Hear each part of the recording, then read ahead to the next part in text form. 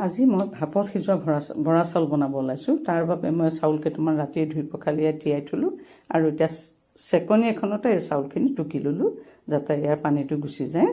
আৰু আপোনালোকৰ যদি চেকনি নাথাকেও যিকোনো বিন্ধা থকা খৰাহীত লৈ খালি পানীটো চেকি ল'লেই হ'ল। এতিয়া ধৰক এই ডেক্সি বা সান্দিটোতে মই জলপানখিনি বনাম। তাৰ কাৰণে মই তাৰ মুখনিখনতে সাঁফনিখনতে এয়া চাউলখিনি বৰ্তমান দি লৈছোঁ। চাউলখিনি পহিলাই দি লৈছোঁ। ইয়াৰ কাৰণে কোনো নিৰ্দিষ্ট বাচন নালাগে, সেইকাৰণে মই ৰেচিপিটো লৈ আহিছোঁ। বাচনৰ কাৰণে আমি বৰ হাবাথুৰি খাওঁ ভাপত বনাবলৈ, কোনো নালাগে বাচন। এনেধৰণে বনাবচোন, বৰ সহজেই বনাব পাৰি। এইটো ডেক্সিটো চাওক, এই ডেক্সিটোতে মই এতিয়া চাওক অলপমান পানী দি দিম। যিহেতু ভাপত সিজিব লাগিব, পানী লাগিবই, ভাপটোৰ কাৰণে নহয় জানো। অলপমান পানী দিলোঁ। এইখন চাওক জালনা এখন লৈছোঁ মই, নেট এখন লৈছোঁ। নেটৰ কাপোৰ কটনৰ নেট কাপোৰ। আপোনালোকৰ তাত নেট কাপোৰ নাথাকিলে কটনৰ পাতল কাপোৰ ল'লেও হ'ল। খালি অলপমান পাতল হ'লে সিজোতে বস্তুটো সহজে সিজিবলৈ ভাল হয়।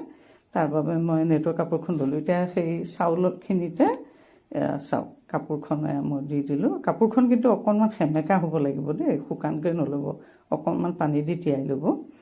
এতিয়া চাওক এই কাপোৰখনেই মই গাঁঠি মাৰি দিছোঁ। আপোনালোকে যদি এনেকৈ মাৰিবলৈ অসুবিধা পায়, ৰছী বা সূতা যিকোনোৱে গাঁঠিটো মাৰি দিব পাৰে। খালি এনেকৈ দিব চাওক। খালি এটা কথাত ধ্যান দিব, চাওক হেৰিটো যাতে অকণমান ঢিলা হৈ থাকে, অতি টাইটকৈ নেমাৰিব চাওক। কাৰণ চাউলটোতকৈ জলপানটো বাঢ়িব, গতিকে অকণমান ঢিলা হ'লেহে জলপানটো বাঢ়িব পাৰিব, নহয় জানো। এতিয়া এই পানীখিনিৰ ওপৰতে মই জলপানখিনিও এনেকৈ দি দিলোঁ। বাকীখিনি চাব বোলো কিটচেনৰ মাজলৈ সোমাই যাওঁ। চাওক এতিয়া গেছটো জ্বলালোঁ।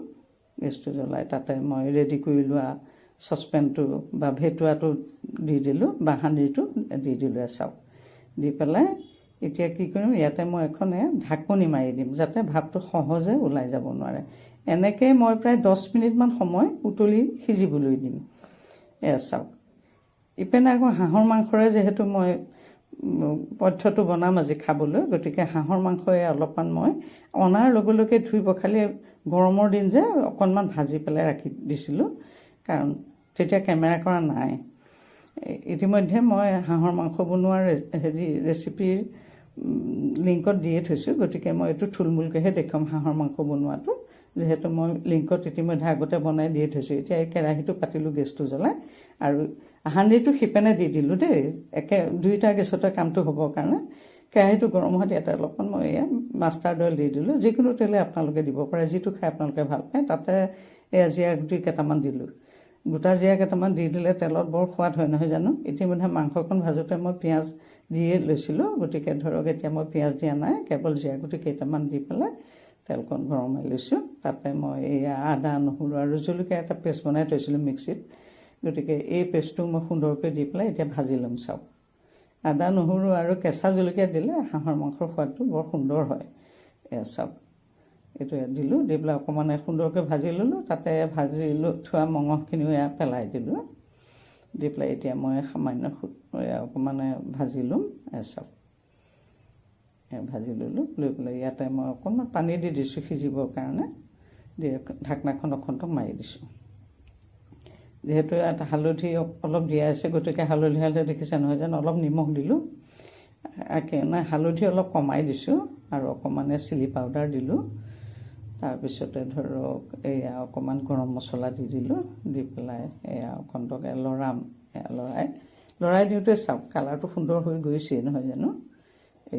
সুন্দৰ হৈছে কালাৰটো দেখিবলৈ। এতিয়া আকৌ ঢাকনাখন মাৰি পেলাই মই অলপ সময় সিজিবলৈ দিম। এনেকৈ ঢাকনাখন নিসিজালৈকে এবাৰ ডঙাই এবাৰ বস্তুটো সিজাই ল'ম সুন্দৰকৈ।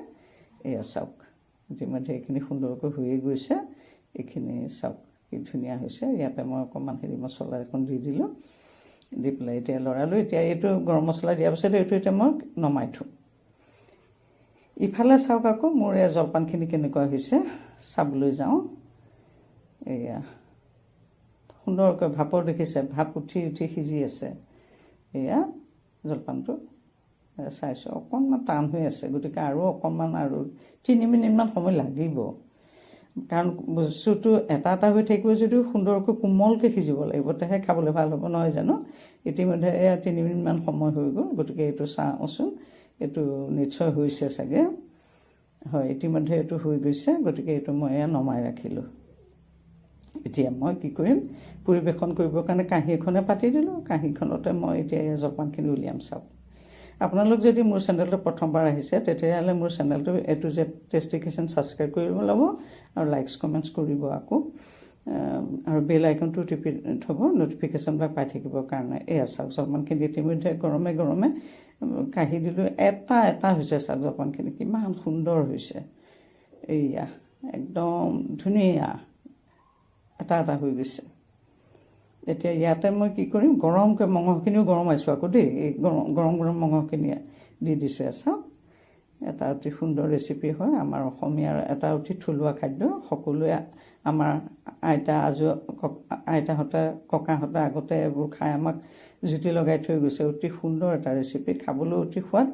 আৰু সুষম আহাৰ ইয়াত তেলকুৰৰ বিশেষ কথা নাই চাওক কিমান ধুনীয়া কিমান লোভনীয় হৈ পৰিছে খাদ্যটো দেখাতে এতিয়া ইয়াতে মই এটা চাওক ভোট জলকীয়া এটা দি দিছোঁ খোৱাসকলে খাই ভাল পাব ভোট জলকীয়াৰ সৈতে পিঁয়াজ দুচকলো দিছোঁ আকৌ লগাসকলে নিমখ অকণ হ'লেহে ভাল পায় বহুতে গতিকে কেঁচা নিমখ অকণমানো দি দিছোঁ আৰু নেমু দুচকলো দিছোঁ জুতি লগাই খাওক বুলিয়ে গতিকে এটা সুন্দৰ ৰেচিপি আপোনালোকে সুন্দৰকৈ এইটো বনাই খাব আৰু ইখনত মই পাতি পেলাই মুখ মিষ্টি হ'বৰ কাৰণে মিঠাই এটা দিলোঁ আৰু পানী এগিলাচ দিলোঁ এই সুন্দৰ ৰেচিপিটো আপোনালোকে সুন্দৰকৈ বনাই খাব আৰু এটা নতুন ৰেচিপি লৈ আপোনালোকৰ মাজলৈ পুনৰবাৰ আহিছোঁ ভিডিঅ'টো পহিলাৰ পৰা শেষলৈকে চোৱাৰ বাবে আন্তৰিক ধন্যবাদ জনাইছোঁ